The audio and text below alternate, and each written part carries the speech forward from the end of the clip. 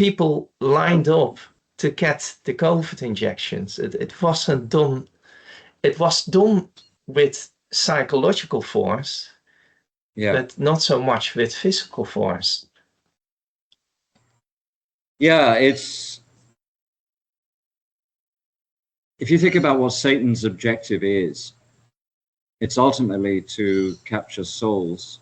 I mean, yes, he's been a murderer from the beginning, and he enjoys the mutilation and murder and destruction. But if they were giving vaccines at gunpoint and absolutely, or heaven forbid, holding people down, well, then he can get the body, but he cannot get the soul because he doesn't have consent. It's the consent that he really wants.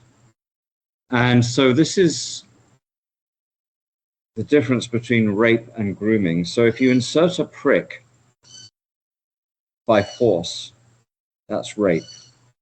If you insert a prick by cajoling and persuasion and manipulation, that's grooming. So I would say that COVID was a grooming campaign rather than a rape campaign. Have you seen the recent news items about the Cicada variant? I don't watch the news anymore, but I've heard about it, and yeah, but I sometimes see clips from, I mean, I don't watch news either, but sometimes I'll see a clip. And when I saw them talking about this cicada, I thought, is this satire? It's got to be satire. But it wasn't. But the line has become so blurred now. That news is satire and satire is news. They've become indistinguishable. Now they've come up with this Hantavirus. Yes. So now there's this deadly virus going around, and it's stricken a cruise ship again. Yeah.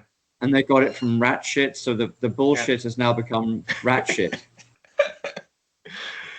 But I think they're doing some of this is they're kind of floating these things out. So they will come up, they will concoct this story and they'll put it out, and then they're just watching to see what happens on social media. If it's just an avalanche of mocking and ridicule, they'll say, okay, not yet. This story didn't work. Let's try another one. You know, they had the monkeypox beforehand, and then the various variants. And I mean, my initial reaction, I guess, because the people I listen to and I talk to people like you, is, well, I mean, obviously this is going to fail. No one's going to fall for this shit.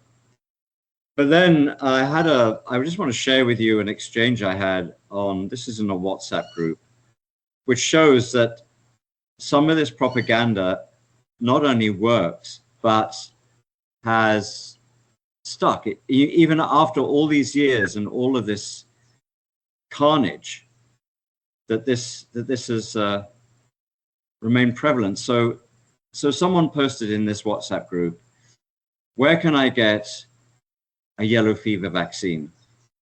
And I thought, well, that's strange. Why would anyone want to know where to get a yellow fever vaccine?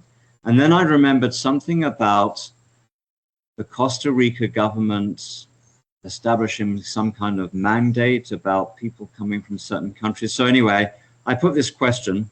I didn't go at it aggressively. All I did was I asked this question: is some entity requesting that you get it? That's all I asked, right? So the next person chimes in the group. What does that have to do with anything? Maybe she just wants to ensure that she doesn't get it. Ensure spelt incorrectly. Inshore, not ensure. And then another guy, exactly. If taking a trip to many South American countries, it's mandatory. I needed it for Brazil. And then the original poster, actually, that wasn't the question. It's mandatory. We're going to Colombia and it's required on the return trip to Costa Rica. And it's not a problem for us. We just want a place to get it. So that is so full of propaganda and deception on so many levels. I mean, one aspect of it is that this mRNA technology is being used in other injectables. The other level of it is, well, mandate is just a word that Freemasons use to give instructions to each other. And then the Universal Declaration on Bioethics and Human Rights, which I've talked about before. Yeah. That there can be no preventive, diagnostic, or medical treatment without informed consent. We have the absolute authority to say no to any product that's suggested to us. Yes. But I prayed about this, shall I weigh into this group and say these things? And what I saw in mind's eye was a frog with yellow clogs on. So I would be a frog, but I wouldn't be able to land because I wouldn't have my pads.